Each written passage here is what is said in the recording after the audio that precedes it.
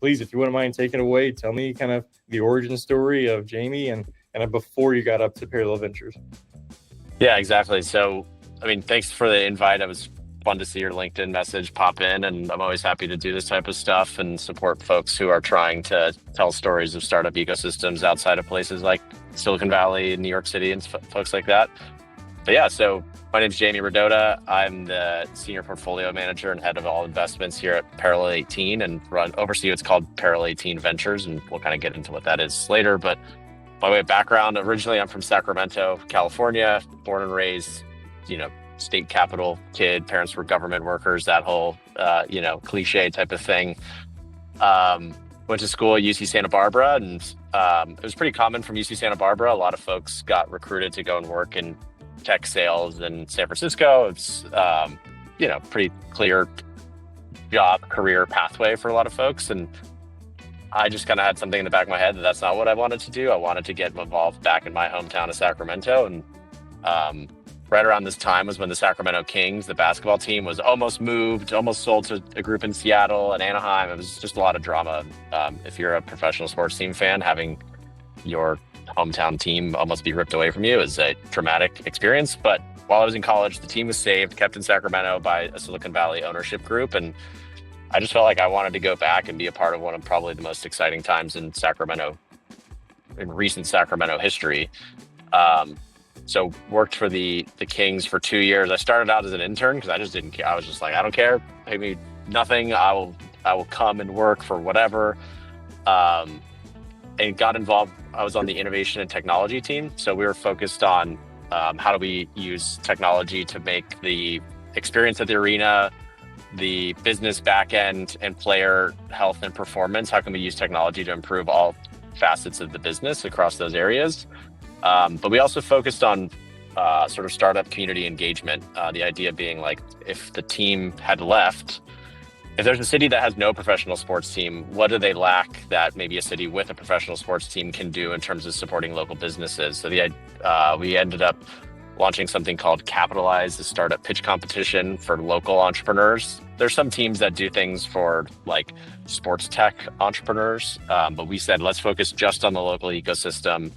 And yeah, it was like an annual sort of startup pitch contest, and the winners the 4 finalists would present like during a game, and fans would vote, and it was this whole fun thing. And that's been going for like 10 years now or something like that. So it was pretty exciting to be working on that, like 22, 23, straight out of college. And that's where I think caught my bug for entrepreneurs working in sort of overlooked ecosystems, because Sacramento, it's so close to Silicon Valley that the default assumption is like, if you want to start a startup, just like go to San Francisco. Like you could even probably still live in Sacramento if you wanted to have a San Francisco based company. That just seemed kind of unfair is not the right word, but like, I don't know. I didn't like that. Like I'd want people to start and scale, build big businesses in Sacramento just because that would be good for us. So after a couple of years there, I actually went to go work for WeWork at like sort of the height of its craziness and powers, because in the back of my mind, it was like, I just want to work around as many startups as possible. And WeWork in 2017 kind of felt like the place to do that, which it was to a certain extent, but kind of just felt it wasn't for me. It was obviously a little bit more corporate at that state. If you've seen the TV show, it wasn't totally corporate in 2017, but more corporate than I would have liked. It was a big company and defined career pathways and things like that. And the mobility I was looking for just wasn't quite there. And so I was fortunate enough during my time at the Sacramento Kings, became relatively close working with the owner, Vivek Ranadive, who is a successful multi-billion-dollar exited founder in his own right, probably why he was able to buy the basketball team. And he launched a venture capital fund called Bow Capital, which was his capital. And the only outside LP was the University of California. And so I was a UC alum. I saw the value, and I was always interested in venture capital and had the opportunity to go and work for a very successful Silicon Valley entrepreneur launching their venture capital firm. And so I was like, wow, why not? Let's hop in. Let's do this. What were they focused on investing in? So it was pretty generous, like Series A, Series B. I would say the majority was like B2B SaaS and consumer technology, but there was a certain degree of science and technology based companies as well, because we looked at things coming out of the UC campuses. So we had invested in a microbiome company out of UC Davis. We invested in a CRISPR gene editing technology company out of Berkeley, and things like that. So, but we also invested in like supply chain and logistics companies, or InsurTech, or a company called Easy Post, which was like an API for shipping. You probably, I don't know, they sponsored a lot of athletes and sports teams and things like that. So just a whole, generalist Silicon Valley fund. Yeah, exactly. And I kind of felt myself drawn, like I would spend a lot. I went to Berkeley pretty much every week and worked with MBA students there, which was super fulfilling and interesting. But I also felt myself drawn to places like UC Davis, like UC Santa Barbara, San Diego, Irvine. I even went and visited UC Merced, which is like the newest of the campuses. I think it was open in like the 90s or early 2000s. And there are these people grinding out there trying to make their startup ecosystems work and be great. And I mean, UC Berkeley is just, right, incredible. There's so many great companies that come out of there. Probably companies like Databricks, right? Like the modern AI revolution probably traces a lot of its roots back to Berkeley. And then it's a pretty big drop off to like UCLA, which I would say is the second, but it's an order of magnitude down in terms of venture capital funding and ecosystem building in Los Angeles, bigger city. And so was there for a couple of years, learned a ton, got to sit in all the partner meetings and learn a ton about, how partners and folks that have worked at great venture capital firms think about and make decisions. So nice little front row seat to that experience. And then ended up moving over to a firm called Rise of the Rest, which is part of Revolution in Washington, D.C. So Revolution is founded in 2004 by AOL co-founder Steve Case. After the AOL Time Warner merger, he launched his family office, which then became more of an institutional venture capital firm where they raised outside funds. And after the Great Recession, he sort of got focused and involved in the idea that how do we create new jobs and get our economy going again after the recession? And he dove in on the importance of startups. And he started AOL in Northern Virginia in the mid 80s, when starting an internet company anywhere besides Silicon Valley was sort of a crazy proposition, but it worked and he was able to pull it off. And I think a lot of the current DC tech ecosystem can trace its roots back to AOL's success. But he saw it was kind of unfair that 75% of venture capital goes to just Silicon Valley, New York City, and Boston, and it's the number one creator of net new jobs in the United States. And what if he could do something to bring more attention and funding to other places? So he launched this Rise of the Rest bus tour or road trip starting in 2014. And from 2014 to 2019, they visited 43 cities across 8 bus tours. And really was just about bringing people from outside the ecosystem, doing things to connect within the ecosystem. Went to Madison. I can't remember exactly what year, but Madison was a stop on that road trip. And then in 2017, raised a venture capital fund sort of aligned with this thesis. That what if we just raised a fund to actually invest in these companies in all these different types of places? So we had LPs like Jeff Bezos, Ray Dalio, Michael Bloomberg, Dan Gilbert, Eric Schmidt, Meg Whitman, and a laundry list of like successful, American entrepreneurs, both from the coast and from places like Dan Gilbert in Detroit or George Kaiser in Tulsa, large family offices that had a vested interest in seeing their corner of the world also succeed. So worked there for 5 years, started off, I was supposed to plan the bus tours, and I got hired April of 2020, which, newsflash, not a great time to plan interstate public transit themed events. But it kind of opened up my world, and I got to focus on how do we build great relationships with the startup ecosystems across the country. And I got to know a lot of people kind of like you, like the folks that are a generator or other organizations that are building out throughout the country. And Parallel18 here in Puerto Rico, just all these types of organizations that were working on their local ecosystem. So 2022, I start making the transition to becoming more of an investor, because up until this point, I was more of like either portfolio support or sort of like internal platform strategy. There's this whole kind of bucket of VC platform, which we don't need to go into, but think like non-investing roles that are not like your lawyers' finance teams. It's somewhere in the middle. Yeah. It means different things in different places. Yeah. There's all VC platform worlds that one can dive into, but that's not the topic of this podcast. But I always knew, like, hey, venture, the core product of venture is doing the investments. So, and I had kind of spent by that time like 4 or 5 years being around the table with partners, looking at companies, being around this for a long time. And even going back to my time at the Kings, I was helping select the companies that would be in our pitch competition. So I was like, I think I've gotten the long version of the training here. So let's try to find some a company to invest in. And the partners were very supportive. My peers, sort of the other junior investors, were very invested in helping me, and I'm super grateful to all of them for that. And the first company that kind of came across my radar was a company based here in Puerto Rico called Raincoat. We actually did, when we did our bus tour in 2019 to San Juan, the founder of Raincoat was on the bus with us that day, kind of as he was like just getting started, didn't really have a product or anything yet. But I think one of the organizers or super connectors here that helped us organize was like, hey, this guy, Jonathan, going places, he's going to figure something out. Like, just keep him close. So 3 years later, we reconnect, and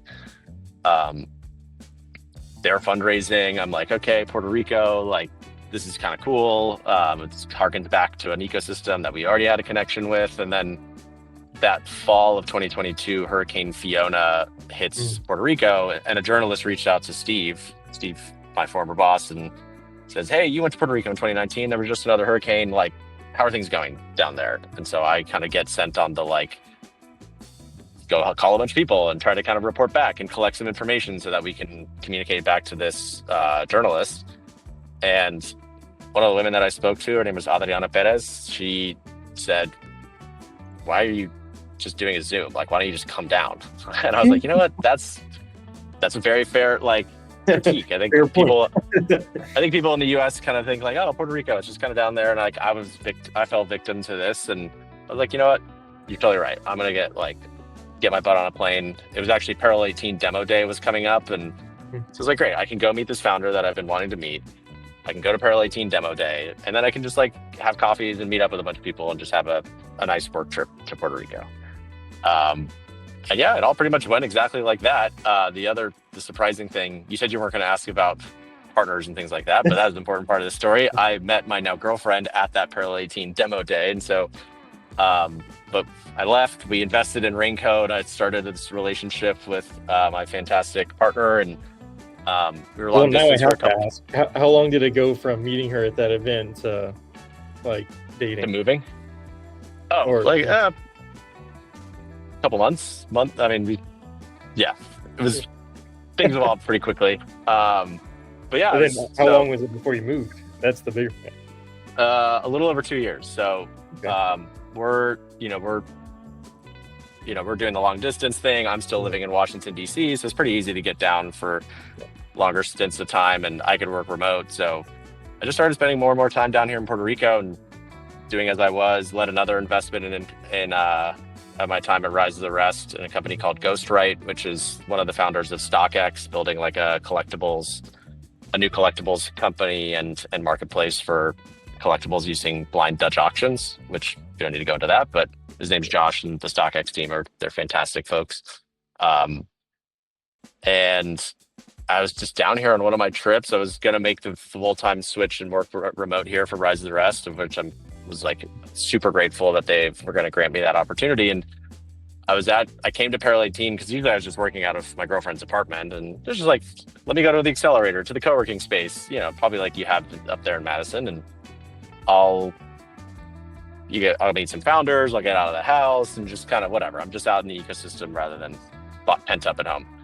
And one of those days, Hector, the executive director of Parallel18, because he was the one I would text to say, hey, can I come by? And it's like, oh yeah, sure, come grab a seat.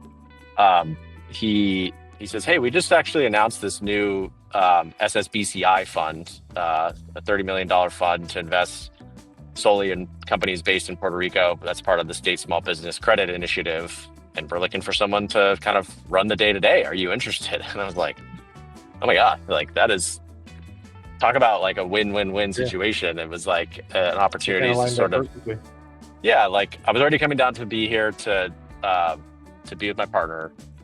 I was, this was an opportunity to sort of like take a leadership role with the fund and overseeing the deployment of $30 million of capital, which from a career standpoint is great.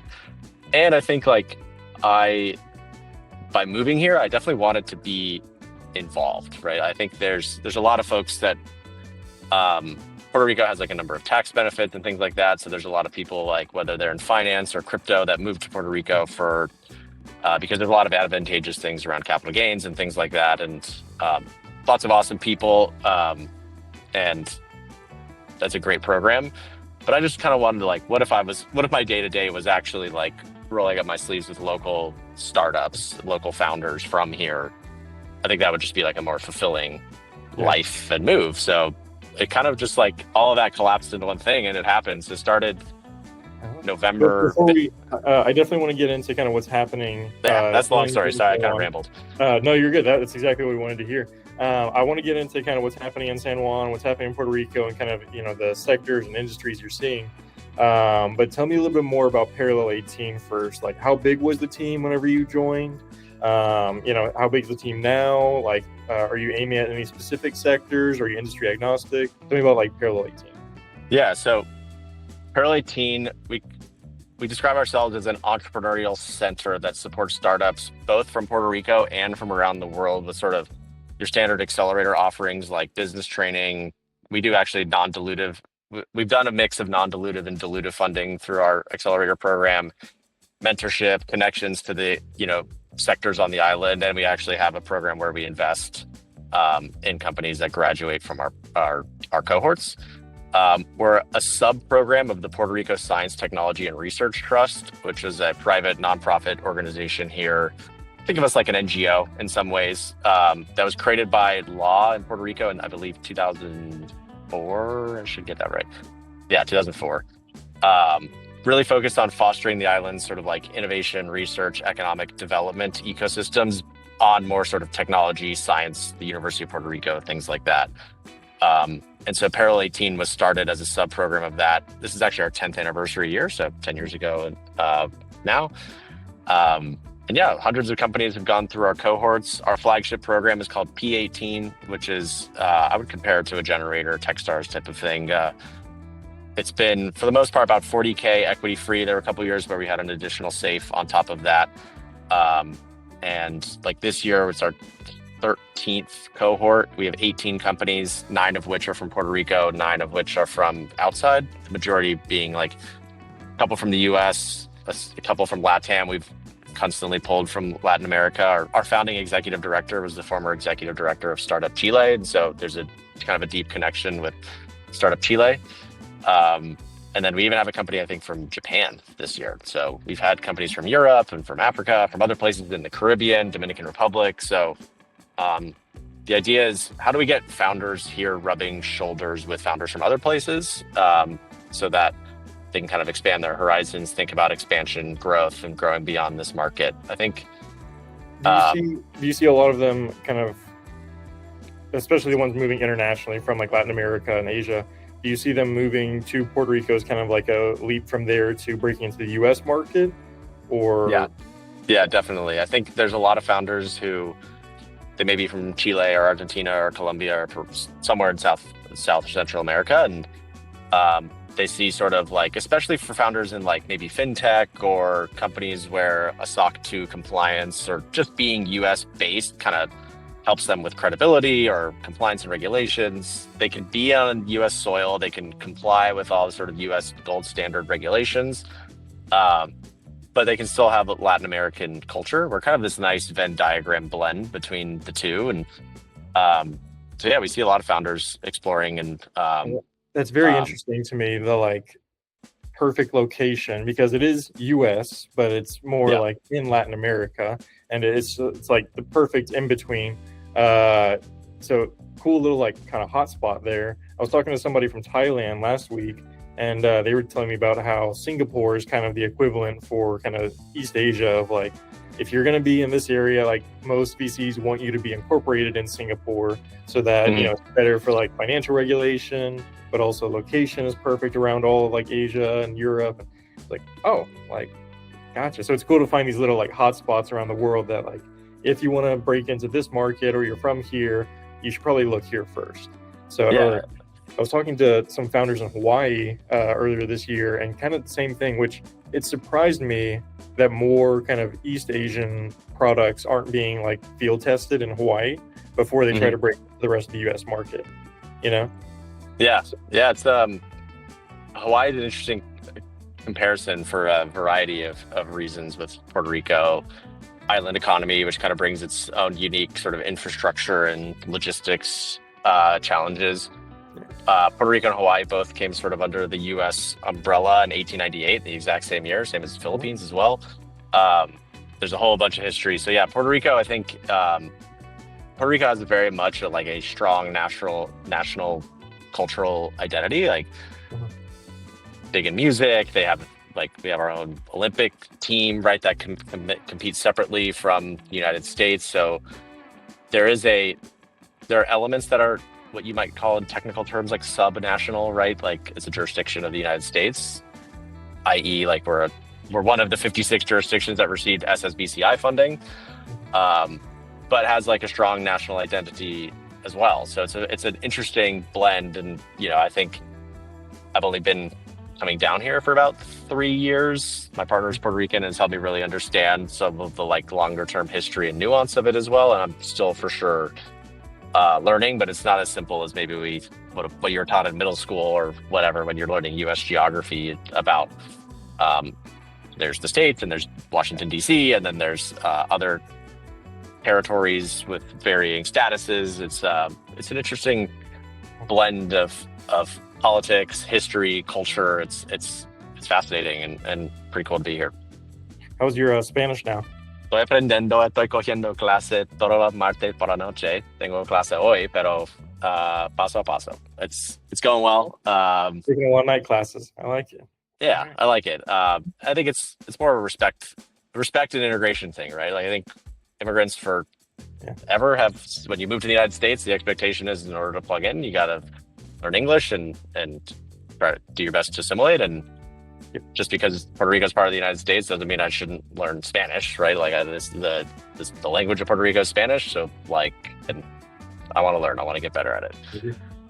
It's very hard to kind of integrate or understand the people if you don't even take the time to learn their language, So I feel I'm currently working on my Japanese because I'm working more with Japanese startups with generators. So very cool. One day at a time.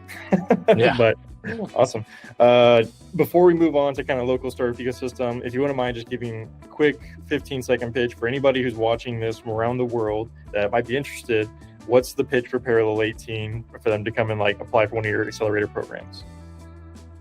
I think I kind of covered this a little bit earlier, but we're a U.S. jurisdiction that has unique sort of structural advantages, sectors that we excel in, such as about 50% of Puerto Rico's economy is pharmaceutical manufacturing. So there's a big life sciences ecosystem here if you're into that. Due to financial regulations and being here in Puerto Rico or U.S. soil, there's a lot of advantages there. We have some unique energy challenges that I think a lot of climate tech founders are attracted to trying to come here and solve. Supply chain and logistics, maritime trade is basically the backbone of Puerto Rico's economy. So there's any number of reasons why Puerto Rico is a great place to build from a sector perspective.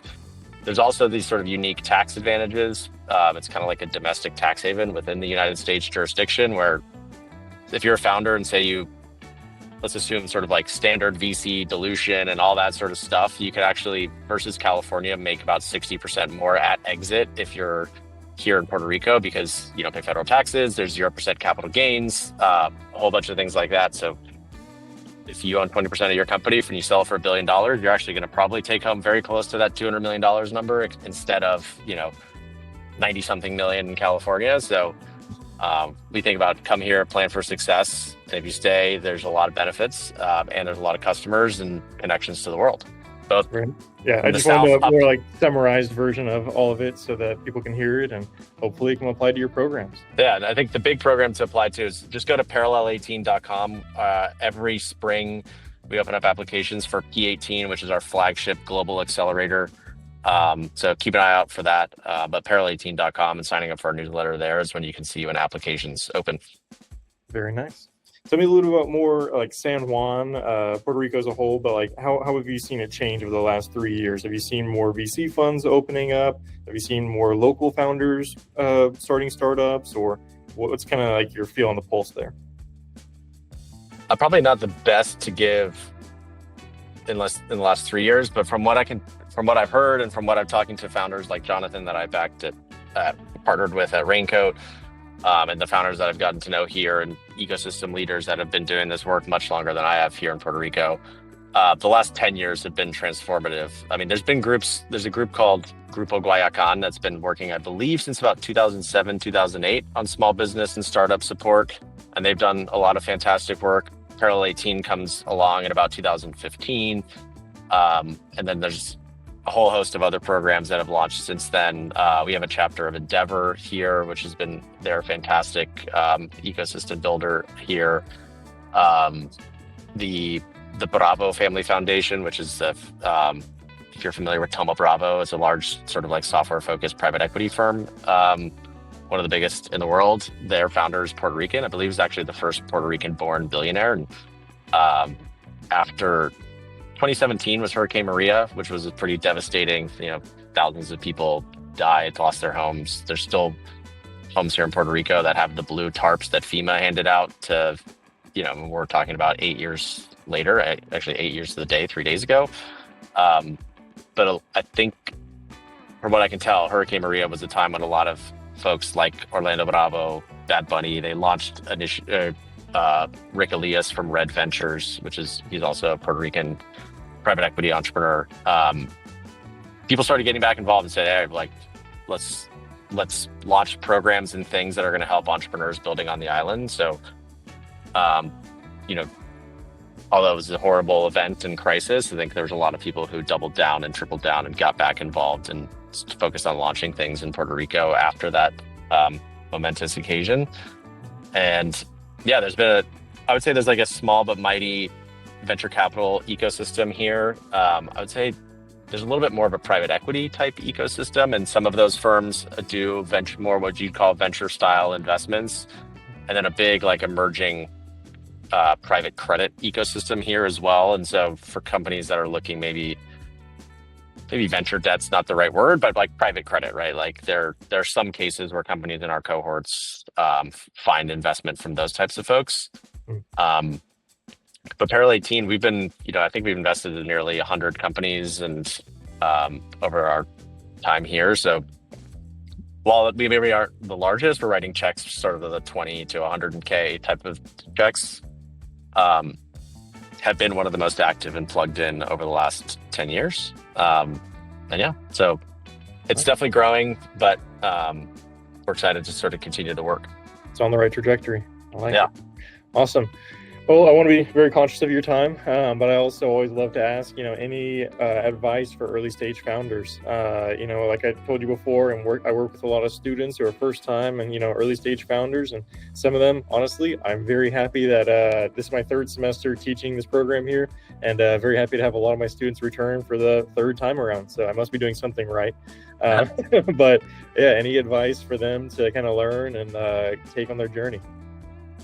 Yeah, I mean, I think there's probably one thing that's a couple things that are more on the like cliche. Everybody's saying it now, but I do believe it. And then maybe more on my unique end of things. I think on the cliche stuff is like the era of vibe coding is upon us. So whether if you're a college student or anyone who's just interested in entrepreneurship, like the bar to at least get something that's MVP worthy out the door is super low. And I think there's interesting things about the rates at which, programs like Replit and Bolt and Lovable, like those platforms are seeing massive creation and ideation, but the launching actually is kind of lagging behind it. So working with folks like Generator and CS and for us here at Parallel 18, like we want to help those people who have taken the initiative and played around and came up with some sort of business model. Let's not make you too shy to launch that thing, like actually go and do the thing. And if you're a 15-year-old kid today, like, maybe a couple of years ago you were playing Roblox and Minecraft, but I think now is the time of just like vibe code your face off until you just build something, and because it will only be compounding across everybody. So an extra 5-7 years of you doing that before is just 5 to 7 years of advantage that you have over everybody else. On the maybe more personal side, I would say, especially since you're talking to people outside of places like Silicon Valley, like as an investor, we always focus on like founder market fit, right? Like, is this founder ideal to work on something and build something in this market? Do they have some sort of unique insight, or they've worked in the industry for some extended period of time and have great relationships that will advantage them while they try to launch something in it? We like to sort of extend that one step further, which is like founder market geography fit. So like, are you the right team in the right market at the right time in the right place? Like, how does the place what you're building create sort of competitive advantages for you, right? Like if you're building foundational AI models or things like that, you should probably go to Silicon Valley. Like, let's just be straight up honest, right? Like that's the place where that's all happening. But if you're building in pharmaceutical logistics and manufacturing operations and support, that's a big world, and there's a lot of buzzwords all packed into one. But like Puerto Rico actually is probably a pretty good place to do that, because like Amgen's largest facility in the world here in Puerto Rico, pretty much every large pharmaceutical company you've ever heard of here in Puerto Rico. So like if you're doing something that those people want, you're about the size of the state of Delaware, and you can hit them all in a day here in Puerto Rico and continue to work with them, ideate and build and grow. Same with ag tech in the Midwest, same with supply chain and logistics in the heartland, right? Like we can go on and on and on about places that have structural advantages, but finding those overlaps, I think, is great. And then finally, it's don't raise VC unless you really, really have to and really, really want to, and you know what you're signing up for. I always think it's ironic that like I've worked in venture for about 8 years, and I've always told myself that if I was going to start a company, I would try my darndest to not have to raise venture capital, just because you can kind of do it on your own terms. But bootstrapping's hard, so you have to weigh sort of those things. How fast do you want to grow? What do you really want to achieve? But don't make it the default assumption. But if you think about it closely and you feel that you have to, or feel that you really want to because it helps you achieve what you want to achieve, then do that from a fully informed perspective. Love it, man. Solid advice. Just to wrap things up, anywhere we can find you, LinkedIn, Instagram, where we can keep up, or anything else you want to promote before we wrap up? Yeah, I mean, Parallel18.com, I would say, is the main place. That's where you can find our applications. There's links to our blog and stuff there, which I've contributed to during my time here. And probably LinkedIn. That's probably where I do the most of my, if I'm going to post something, that's where I'm going to post it. So yeah, Jamie Rodota, I'm sure you're going to have my sometimes hard to spell last name linked here in the show notes. But yeah, those are like, I'm more of a Twitter and Instagram lurker, not a poster. So nothing good for you there. But yeah, I'm always happy to help folks. And if any of our programs feel like they might be of interest to someone around the world, like you have a home here in PR. Love it, man. Thank you so much for your time today. I really appreciate it. And looking forward to watching your success down there. Thanks, Grant. You too.